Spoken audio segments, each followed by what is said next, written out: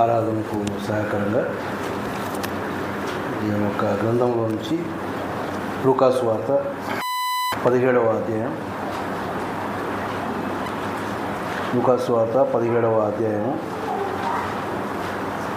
11వ వచనం నుంచి 16వ వచనం వరకు చదువుతున్నాం. లూకా సువార్త 17వ అధ్యాయం 11వ వచనం నుంచి 16వ వచనం వరకు. ఆయన యెరూషలేమునకు ప్రయాణమైపోవచ్చు సమరయ గలిలయల మధ్యగా వెళ్ళుచుండెను. ఆయన ఒక గ్రామంలోనికి వెళ్ళుచుండగా 10 మంది కుష్ఠరోగులు ఆయనకు ఎదురుగా వచ్చి దూరమున నిలిచి, యేసు ప్రభువా, మమ్ము కరుణించుమని కేకలు వేసి, ఆయన వారిని చూచి, మీరు వెళ్ళి మిమ్మను యాజకులకు కనపరుచుకొనుడని వారితో చెప్పాను. వారు వెళ్ళుచుండగా శుద్ధులైరి. వారిలో ఒకడు తనకు స్వస్థత కలుగుట చూచి గొప్ప శబ్దముతో దేవుని మహిమపరచుచు తిరిగి వచ్చి ఆయనకు కృతజ్ఞతాస్తుతులు చెల్లించుచు ఆయన పాదముల యొద్ద సాగిలపడెను. వాడు సమరయుడు. ప్రేమైన వల్లరా, ఆరాధనకై మనము చేరి వచ్చి ఉండగా మన ప్రభువును ఏ విధంగా మనము ఆరాధించవలనో అది ఎరిగి మనము ఆరాధించబద్దులమైన మనం చదువుకున్నటువంటి భాగంలో ఒక కుష్ఠరోగి చేసినటువంటి ఆరాధన, ఇంకా చెప్పాలంటే శుద్ధుడైనటువంటి కుష్ఠరోగి చేసినటువంటి ఆరాధన, తాను బాగుపడిన తర్వాత, స్వస్థత నొందిన తర్వాత ఆయన చేసినటువంటి ఆరాధన గురించి మనం చదువుకున్నటువంటి భాగంలో మనం చూస్తూ ఉన్నాం. ఇక్కడ మరి 10 మంది కుష్ఠరోగులు కనబడుతూ ఉన్నారు. ఆ 10 మంది కూడా మరి యేసు ప్రభు ఆ గ్రామంలోనికి వెళ్తూ ఉంటే వారు ఆయనకు ఎదురుగా వచ్చి దూరమున నిలిచి అని మనం చూస్తాం. ఈ 10 మంది కుష్ఠరోగులు కూడా దూరమున నిలుచున్నారు. కారణం ఏంటంటే కుష్ఠరోగం అనేది ఆనాడు చాలా భయంకరమైనటువంటి రోగం. అది ఊరి వెలుపట వారిని ఉంచేటటువంటి వారు, ఎవరు వారి సమీపానికి వెళ్ళడానికి వీలు లేదు. అంటురోగంగా ఉండింది. తల్లిదండ్రులకు దూరంగా, బంధువులకు దూరంగా, భార్యకు దూరంగా, పిల్లలకు దూరంగా ఉండేటటువంటి పరిస్థితి. అంత మాత్రమే కాదు, ఆ రోగము చాలా భయంకరమైనటువంటిది. శరీరాన్ని తినివేస్తుంది. దానివలన ఒకలాంటి రసం కారుతూ ఉంటే అది చాలా దుర్వాసనతో కూడుకున్నటువంటి పరిస్థితి. కాబట్టి ఒకవేళ వారి యొక్క బంధువులు కూడా ఆ ఊరి వెలుపలికి వెళ్ళి వారికి ఏదైనా ఆహారం ఇవ్వాలంటే వారు ఎక్కడో దూరంగా ఉంటే వీరు ఇక్కడ ఆహారం పెట్టిపోతే వీరు వెళ్ళిపోయిన తర్వాత వాళ్ళు వచ్చి తీసుకొని వెళ్ళి తినాలి. అది ఎంత భయంకరమైన పరిస్థితితో ఆలోచించారు. అయితే ఈ కుష్ఠరోగము మన పాప రోగానికే సాదృశ్యంగా ఉంది. ఆ కుష్ఠరోగం కంటే భయంకరమైంది మన పాప రోగం. ఆ పాప రోగంతో ఉన్నటువంటి వారం మనం. అయితే ఈ 10 మంది కుష్ఠరోగులు దూరం నిలుచున్నారు. ఈ 10 మంది కూడా ఏమంటా ఉన్నారంటే, యేసు ప్రభువా, మమ్మను కరుణించుము అని కేకలు వేశారు. 10 మంది ఆయన దగ్గరకు వచ్చారు. 10 మంది దూరం నిలుచున్నారు. 10 మంది కూడా యేసు ప్రభువా, మమ్మను కరుణించుము అని కేకలు వేస్తూ ఉన్నారు. ఆ తర్వాత ఆయన చెప్పిన మాటను బట్టి, మీరు వెళ్ళి మిమ్మను యాజకులు కనపరుచుకోండి అంటే, వారందరూ కూడా విధేయత చూపిన వారై వారు వెళ్ళుచుండగా శుద్ధులయ్యారు. 10 మంది శుద్ధులయ్యారు. 10 మంది వచ్చారు. 10 మంది కరుణించమని కేకలేశారు. ఆయన మాటకు లోబడ్డారు 10 మంది. 10 మంది వెళ్ళుచుండగా శుద్ధులయ్యారు. కానీ 15వ వచనంలో ఒక మాట మనం ఏం చూస్తామంటే, వారిలో ఒకడు అనే మాట మనం చూస్తాం. ఎవరిలో ఒకడు? ఈ 10 మంది కుష్ఠరోగుల్లో ఒకడు, కరుణించుమని కేకలు వేసిన 10 మందిలో ఒకడు, విధేయత చూపిన వారిలో ఒకడు, మరి శుద్ధులైన వారిలో ఒకడు. 10 మంది శుద్ధులయ్యారు, కానీ వారిలో ఒకడు అని మనం చూస్తాం. అంటే ఆ ఒక్కని మాత్రమే ఏమంటా ఉన్నాడంటే, వారిలో ఒకడు తనకు స్వస్థత కలుగుట చూచి, అంటే వాడొక్కడే గ్రహించినాడు తనలో కలిగినటువంటి మార్పును, లేక తనలో దేవుడు చేసినటువంటి కార్యాన్ని. అందరిలో కార్యం జరిగింది, కానీ వానికి ఒక్కరికే గ్రహింపు అయింది. ఏంటి ఆ గ్రహింపు? ఒకప్పుడు తన పరిస్థితి ఏంటో ఎరిగినటువంటి వాడు, ఎంత భయంకరమైన పరిస్థితో అది ఎరిగినటువంటి వాడు, అంత కంపు కొడుతున్నటువంటి ఆ జీవితంలో నుంచి దేవుడు స్వస్థత ఇచ్చాడు. ఒక పసిపిల్ల వాని దేహంలాగా అయిపోయిందేమో, ఆ దేహాన్ని చూచుకున్నప్పుడు, తన స్వస్థతను చూచుకున్నప్పుడు ఆ ఒక్కడు మరి ఆయన దగ్గరికి వెనుదిరిగి వచ్చినట్టుగా మనం చూస్తాం. మరి మిగతా 9 మంది పరిస్థితి ఏంటి? వారు కూడా బాగయ్యారు. వారికి లేని సంగతి ఏంటంటే వారికి స్వస్థత కలిగింది. ఎవరి ద్వారా కలిగిందో, ఏ స్థితిలో నుంచి బాగుపడ్డారో ఆ గ్రహింపు వారికి లేదు. కాబట్టి వారిలో ఒకడు మాత్రమే తిరిగి వచ్చి ఆరాధన చేస్తాం. ప్రేమైన వాళ్ళరా, ఆ వారిలో ఒకరిలాగా ఉన్నామా, ఆ 9 మందిలాగా ఉన్నామో ఆలోచించేద్దాం. చాలాసార్లు మన పరిస్థితి 9 మందిలో ఒకరిలాగా.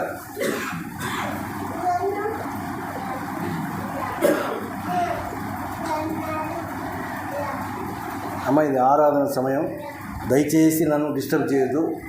నేను ఇక్కడ ఏమి మాట్లాడడానికి కాదు మీతో. మీరు ఆటలాడుకోవాలంటే బయట ఆటలాడుకోండి, మిగతా వాళ్ళని డిస్టర్బ్ చేయదు దయచేసి. ఇది ఆరాధన సమయం, నేను మధ్యలో మాట్లాడలేను.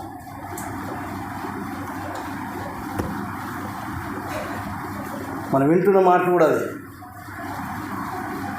ఎందుకు వారిలో ఒకడు మాత్రమే ఆరాధించడానికి వచ్చాడు అంటే వానికి గ్రహింపయింది. ఈనాడు నీకు నాకు గ్రహింపు కావడం లేదు. ప్రభువు చేసిన కార్యం గ్రహింపు అయితే పాదాల దగ్గరకు వచ్చి సాష్టాంగపడతాం. మన మనసును ఆయన మీద కేంద్రీకరిస్తాం. ఎందుకు కేంద్రీకరించలేకపోతామండి? గ్రహింపు లేదు. బాగుపడినామన్న గ్రహింపు లేదు, బాగు చేశాడన్న గ్రహింపు లేదు. ప్రేమైన వాళ్ళరా, ఆయన ఎంత దుఃఖపడతాడో ఆలోచించా. ఏంటి మనకున్న కృతజ్ఞత? వారిలో ఒక్కడు, 10 మందిలో ఒక్కడు అంటే ఎంత శాతం? 10%. 100 మంది బాగైతే 10 మంది, 1000 మంది బాగైతే 100 మంది. ఇదే నేటి పరిస్థితి కూడా. ఎంతోమంది స్వస్థపడిన వారు ఉన్నారు, ఎంతోమంది రక్షించబడిన వారు ఉన్నారు, ఎంతోమందికి మంచి మంచి అనుభవాలు ఉన్నాయి. కానీ ఆయన ఆరాధించే విషయంలో మాత్రం ఆరాధించవలసిన రీతిలో ఆరాధించలేకపోతా ఉన్నాం. కృతజ్ఞతతో కూడినటువంటి మనస్సు కలిగి ఆరాధించలేకపోతా ఉన్నాం.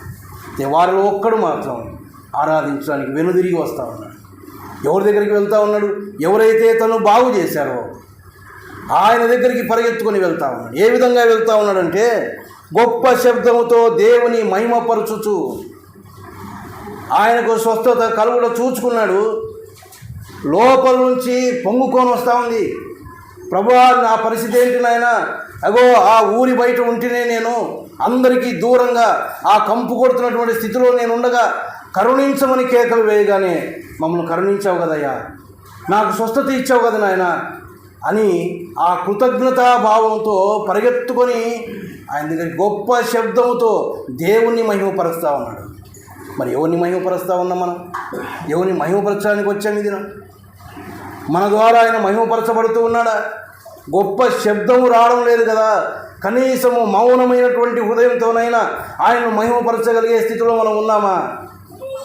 ఆయన మన ఆరాధనలను స్వీకరించడానికి మన మధ్యలో ఉన్నాడు. మనం ఆరాధిస్తుండగా ఆయన సంతోషించాలని, ఆ ఆరాధనను ఆగ్రహించాలని కూర్చొని ఉన్నాడు ఆయన. మన ఒక్కొక్కరి ఆరాధన ఆయనకు అవసరం. ఆయన అంతకంటే ఏం కోరుకోవడం లేదు. నీకు నాకు ఇచ్చిన రక్షణ విషయంలో ఆయన కోరుకునేది హృదయపూర్వకమైనటువంటి ఆరాధన, కృతజ్ఞతతో కూడుకున్నటువంటి ఆరాధన ఆయన కోరుకుంటూ ఉన్నాడు. ఎప్పుడైతే ఈయన గొప్ప శబ్దంతో దేవుణ్ణి మహిమపరుస్తూ వస్తున్నాడో బాగు చేసిన వానికి తెలీదా? బాగు చేసిన వానికి తెలుసు. ఎంత ఆనందపడతా ఉన్నాడో తెలియదు. నేను బాగు చేయగానే ఎంత కృతజ్ఞతతో వస్తూ ఉన్నాడు, నన్ను ఎంతగా మహిమపరుస్తూ ఉన్నాడని. అయితే వెనకాలనే లోపల కూడా నొప్పి ఉంది, బాధ ఉంది. మిగతా 9 ఎక్కడ? 10 మంది కదా వచ్చారు నా దగ్గరికి. 10 మంది కేకలు వేశారు కదా. నేను 10 మందిని బాగు చేశాను కదా. ఎక్కడ 9 మంది? ఏ జాబితాలో ఉన్నామో చూడండి. ఆ ఒక్కడు ఆరాధించిన ఆరాధికునిలాగా ఉన్నామా? కృతజ్ఞత లేని మనస్సు కలిగి ఆరాధించలేకపోయినటువంటి ఆ 9 మంది జాబితాలో ఉన్నామో ఆలోచన చేసుకోవాలి. మన ఆరాధన అది శ్రేష్టమైన ఆరాధనగా ఉండాలి. ఎందుకంటే మనకు ఆయన ఇచ్చిన రక్షణ అంత గొప్పది. మనకు అర్థం కావడం లేదు. ఆయనకు అర్థమైంది నాకు నేను బాగు చేశాడు అని. అంతకు ముందు జీవితం ఏంటో, ఇప్పుడు తన యొక్క పరిస్థితి ఏంటో అర్థమైంది కాబట్టి గొప్ప శబ్దంతో దేవుణ్ణి మహిమపరుస్తూ వెళ్తూ ఉన్నాడు. మహిమపరచుచు ఏం చేశాడంటే ఆయనకు కృతజ్ఞతాస్తుతులు చెల్లించుచు ఆయన్ను మహిమపరుస్తూ వచ్చాడు. ఆ దగ్గరికి దారి వెంట కృతజ్ఞతాస్తుతులు చెల్లించడానికే వస్తూ ఉన్నాడు. దేవుణ్ణి మహిమపరుస్తూ ఆయన చేసిన మేలును జ్ఞాపకం చేసుకొని ఆయనకు కృతజ్ఞతాస్తుతులు చెల్లించాలనే వచ్చాడు. వచ్చినటువంటి వాడు ఏం చేస్తూ ఉన్నాడు? కృతజ్ఞతాస్తుతులు చెల్లిస్తూ ఉన్నాడు. ఆయనకు కావలసింది అదే. ప్రేమైన వాళ్ళారా, బాగుపడక ముందు స్థితి ఏమిటో జ్ఞాపకం చేసుకున్నాడు. ఆ స్థితి నుంచి బాగుపడిన తర్వాత ఆనందంతో అయింది. ఎవరు చెప్పారు ఆయనకు? ఈనాడు బంగపోవాల్సి వస్తూ ఉంది. ఆరాధనకు రండమ్మా, ఆరాధించండి అమ్మా. ఎవరు చెప్పలేదు ఆయనకు? ఎవరు చెప్పలేదు ఆయనకు? ఆయనకు అర్థమైంది. దేవుడు చేసిన కార్యం ఏందో అర్థమైంది. పరిగెత్తుకొని వచ్చి ఆరాధిస్తూ ఉన్నాడు. ఆరాధన పట్ల మన వైఖరి ఏంటో మనం ఆలోచించాలి. ప్రియమైన వాళ్ళారా, ఎంత గొప్ప దేవుణ్ణి మనం ఆరాధించడానికి వస్తూ ఉన్నాం. ఎంత ధన్యులో మనం. ఇట్టి భాగ్యం లేక కొన్ని దేశాల్లో, కొన్ని ప్రాంతాల్లో ఆరాధించాలనే మనసు ఉంది, కానీ ఆరాధించడానికి వారికి ఇట్టి స్వాతంత్రం లేదు. నలిగిపోతూ ఉన్నారు మనసులో. అయితే దేవుడు ఆరాధనను అంగీకరిస్తూ ఉన్నాడు. అట్టి వారి ఆరాధన ఆయన అంగీకరిస్తూ ఉన్నాడు, సంతోషిస్తూ ఉన్నాడు. వారి మనసులో ఉన్న ఆతురతను బట్టి. ఈనాడు ఉందా మనకు ఆతురత? ఆదివారం వస్తూ ఉంది, నా ప్రభువుని ఆరాధించాలి. ఆరాధనకున్న సిద్ధపాటు ఏంటి? ఏ విధమైన సిద్ధపాటు కలిగి వచ్చి ఆరాధిస్తూ ఉన్నాం? ఎట్టి హృదయాలు కలిగి వచ్చి ఆరాధిస్తూ ఉన్నాం. ఆనాడు ఆయనైనా మాట చేత బాగు చేశాడు. నిన్ను నన్ను స్వస్థపరచాలంటే ఆ కుష్ఠరోగం కంటే భయంకరమైన పాపరోగంతో నిండి కంపు కొడుతున్నటువంటి మనల్ని బాగు చేయాలంటే ఆయన ఉన్నతమైనటువంటి స్థితిని వదిలిపెట్టాల్సి వచ్చింది. ఆయన ఏమాత్రం ఆలోచించలేదు. ఆయన మనం చూసినప్పుడు ఆ దేవుని యొక్క ఉగ్రత మన మీద ఉంది. నిత్య నరకాగ్నికి వెళ్ళే పరిస్థితుల్లో మనం ఉన్నాం. మనం చూసినప్పుడు ఆయన అవన్నీ ఏమాత్రం ఉన్నతమైనవిగా ఎంచుకోలేదని మనం చూస్తాం. వాటికంటే మనల్ని ఉన్నతమైన వారిగా ఎంచుకున్నాడు ఆయన. కానీ మనకు ఆయన ఉన్నతమైన వాడిగా కనిపించడం లేదు. పనికిరాని మనము ఆ ఉన్నతమైన సింహాసనం కంటే ఉన్నతంగా కనిపిస్తేనే దిగి వచ్చాడు ఆయన. కానీ రక్షించిన ఆయన మనకు ఉన్నతంగా కనిపించాడు. ఆయన పాదాల దగ్గర సాష్టాంగపడవలసినటువంటి మనం ఏ విధంగా ఉన్నామో ఆలోచించాలి. ప్రియమైన వాళ్ళారా, ఆయన కృతజ్ఞతాస్తుతులు చెల్లించుచూ ఉన్నాడు అని మనం చూస్తాం. మరి మనం వస్తూ ఉన్నాం ఆయన దగ్గర నిజంగా కృతజ్ఞతాస్తుతులు చెల్లిస్తూ ఉన్నాం. ఏంటి కృతజ్ఞతాస్తుతి? ఎప్పుడు చెల్లించగలం? మరి ఆ 9 మంది పరిస్థితి ఏంటి? కృతజ్ఞత లేనటువంటి వారు. కృతజ్ఞత లేదు. కృతజ్ఞత లేకపోవడం అనేది ఎంత భయంకరమైన పరిస్థితి అనేది. ఎంత మేలు చేశాడు ఆయన. చిన్న మేలు ఈ లోకంలో చేస్తే ఎంత కృతజ్ఞతను.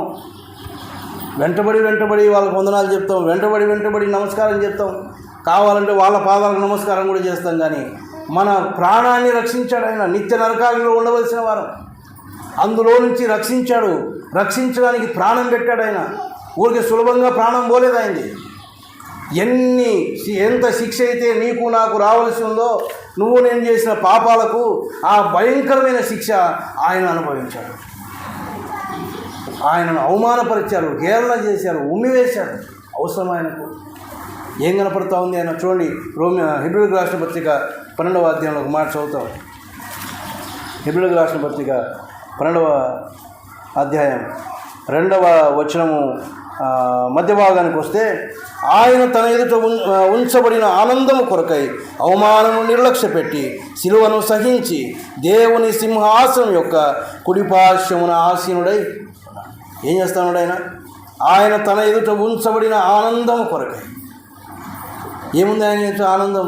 నువ్వు నేనే నశించిపోయే మనల్ని ఆ భయంకరమైన నిత్య నరకాగ్ని నుంచి తప్పించి తన దగ్గర కూర్చోబెట్టుకోవడానికి ఆనందం ఆయనకు. తన పిల్లలు తన దగ్గర ఉండాలి, వారు నా నుంచి దూరం కాకూడదు అన్న ఒక ఆనందంతో ఆయన దేన్ని నిర్లక్ష్య పెడతా ఉన్నాడు? అవమానం నిర్లక్ష్య పెట్టాడు, సిలువను సహించినాడు. ఆ సిలువ మరణం శాపగ్రస్తమైనటువంటి మరణం, భయంకరమైన మరణం. మనం ఎరుగుదుము. ఆయన తీసుకుని వెళ్ళి న్యాయస్థానం ముందు నిలబెట్టినప్పుడు ఆయన మీద ఉన్న పై వస్త్రాన్ని తీసివేశారు. ఆయన తలకు ముళ్ళ కిరీటం పెట్టి అవమానపరిచారు. ఆయన మీద ఉమ్మి వేశారు, ఆయన ముఖం మీద ఉమ్మి వేశారు, ఆయన హేళన చేశారు. కొరడాలు తీసుకొని ఆయన శరీరం అంతా గాయపరచాడు. ఎందుకంటే ఆయన ఏమైనా పాపం చేశాడా? ఆయన ఏ పాపము చేయలేదు. ఆయన నిర్దోషి, నిష్కల్మషుడు, పాపుల్లో చేరక ప్రత్యేకంగా ఉన్నటువంటి వాడు. అయితే నీ నిమిత్తం నా నిమిత్తము అట్టి స్థితికి ఆయన ఒప్పుకున్నాడు.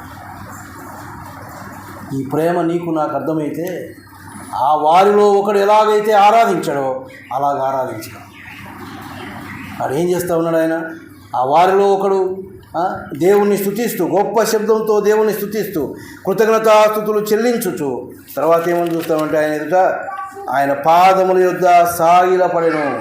ఆయన పాదముల దగ్గర సాగిలపడతా ఉన్నాడు. అంటే ఆ పూర్వపు స్థితిని జ్ఞాపకం చేసుకొని, బాగు చేసిన స్థితిని జ్ఞాపకం చేసుకున్నాక ఎప్పుడైతే బాగుపడినాడో ఆ స్థలం నుంచే దేవుణ్ణి మహిమపరుస్తూ వస్తూ ఉండగా, లోపల కృతజ్ఞత భావం నిండుకుంటూ ఉండగా ఆయన దగ్గరకు వచ్చేసరికి ఆయన పాదాల మీద పడిపోవడానికి ఆయన సిద్ధంగా ఉన్నాడు. ప్రభా, నేను ఎంతటి వాడిని ఆయన, ఎంత ప్రేమ చూపించావు ప్రభా, ఎంత మంచి స్థితి నాకు ఇచ్చావు నాయన. పూర్వపు స్థితి ఇది కాదే నాది, కంపు కొడుతున్నటువంటి స్థితి కదా నాది. నన్ను కూడా పరిమళ వాసనగా చేశాడు ఆయన. ఒకప్పుడు లేదు ఈ పరిమళ వాసన, ఇంత శుభ్రంగా వచ్చి కూర్చున్నాం, ఇంత నెమ్మదిగా వచ్చి కూర్చున్నాం. లేదు ఒకప్పుడు స్థితి. ఎక్కడి నుంచి దొరికింది? ఆయన కార్చిన అమూల్యమైనటువంటి రక్తం. ప్రేమైన వాళ్ళారా, ఆయన ఎదుట సాగిలపడుతున్నటువంటి అనుభవం మనకున్నా ఎలాంటి ఆరాధన మనం చేస్తాం? ఒక కుష్ఠరోగి, శుద్ధుడైనటువంటి కుష్ఠరోగి చేస్తున్నటువంటి ఆరాధన. వారిలో ఒకడు, ఆ 10 మందిలో ఒకడు, కరుణించుమని కేకలు వేసిన వారిలో ఒకడు, విధేయత చూపిన వారిలో ఒకడు, బాగుపడిన వారిలో ఒక్కడే. మరి మనం ఎక్కడున్నాం? వానిలో అలాంటి వారిలాగా, ఆ ఒక్కడిలాగా వచ్చి ఆరాధిస్తూ ఉన్నామా? ఆ 9 మందిలాగా కృతజ్ఞత లేని స్థితిలో మనం ఈ స్థలంలో కూర్చొని ఉన్నామా? కొన్నిసార్లు వస్తూ ఉన్నాం, ఏం ఆరాధిస్తున్నామో తెలియదు. వస్తూ ఉన్నాం, అటెండెన్స్ కోసం వస్తున్నామో తెలియదు. ఆయన అటెండెన్స్ చూడ్డా, ఆయన కావాల్సింది అది కాదు. మన మనసు విప్పి కృతజ్ఞతతో, ప్రభువా ఎంత గొప్ప మీరు నా పట్ల చేసావు నాయన, నువ్వు ఈ రక్షణ మాకు ఇవ్వకపోతే మా పరిస్థితి ఏంటి? నిత్య నరకాగ్నిలో ఉండవ. ఇది అర్థమైతే ఆ ఒక్కనికి అర్థమైంది ఏ స్థితిలోంచి బాగుపడ్డాడో. అందుకే వాడు వచ్చి ఆరాధిస్తా ఉన్నాడు. ఒక్క మాటలో చెప్పాలంటే ఎవరు ఆయన్ని ఆరాధిస్తారంటే శుద్ధులైన వారు ఆరాధిస్తారు. ఇంకొక మాట చెప్పాలంటే ఎవరైతే మేము శుద్ధులమయ్యాం, మేము స్వస్థత పొందాం, బాగుపడినామని అర్థం చేసుకుంటారో, గ్రహిస్తారో వారు మాత్రమే ఆయన్ను సరైన రీతిలో ఆరాధించాలి. ఇదేది అర్థం కాకపోతే ఆయన ఆరాధించడం కష్టం. ఎక్కడి నుంచి ఆరాధిస్తే ఏం అర్థం కాకపోతే. ప్రేమైన వాళ్ళారా, ఆరాధన, ఆదివారం మనం చేసేటువంటి ఆరాధన అంత సామాన్యమైనది కాదు. ఇది ప్రత్యేకమైనది. మన కొరకు ప్రాణం పెట్టినటువంటి ఆ నాథుణ్ణి ఆరాధించడానికి వస్తాము. ఎందుకు పనికిరానటువంటి వారు? మన జీవితాలు భయంకరమైన జీవితాలు. మన పాపం ఎంత పాపమో, ఎటువంటి స్థితిలో ఉన్నామో మనం ఎరుగుదాం. మనల్ని ఎవ్వడూ ప్రేమించే స్థితిలో మనం లేము. కానీ ఆయన ప్రేమించాడు. మనం ఇంకా పాపులమై ఉండగానే, మనం బాగుపడిన తర్వాత కాదు, మనం ఇంకా కంపు కొడుతున్నటువంటి స్థితిలో ఉండగానే మనల్ని ప్రేమించాడు. ఆయన తన కుమారుణ్ణే పంపించాడు. ఏకైక కుమారుని మన కొరకు పంపించాడు. అద్వితీయ కుమారుని మన కొరకు పంపించాడు. ఆయన నలగొట్టుటకు యెహోవాకు ఇష్టమైంది. ఇష్టపూర్వకంగా ఆయన నలగొట్టాడు నిన్ను నన్ను రక్షించడానికి. అట్టి ప్రభువును ఆరాధించడానికి వచ్చిన మనం ఏ విధంగా ఆరాధిస్తున్నామో ఆలోచన చేసుకున్నాం. నీ కొరకు నా కొరకు ప్రాణం పెట్టాడు. శిలువలో మరణించాడు. ఆయన సమాధి చేయబడి తిరిగి 3వ దినమున మృత్యుంజయుడే లేచాడు. అట్టి ప్రభువును ఆరాధించడానికి వచ్చాము. అది గ్రహించుకొని ఆయన కోరిన విధంగా ఆత్మతో సత్యముతో మనం ఆరాధిస్తుండగా ఆయన సంతోషంగా ఆగ్రహించే విధంగా మనం ఆరాధించడానికి దేవుడు తన కృప అనుగ్రహించుగాక.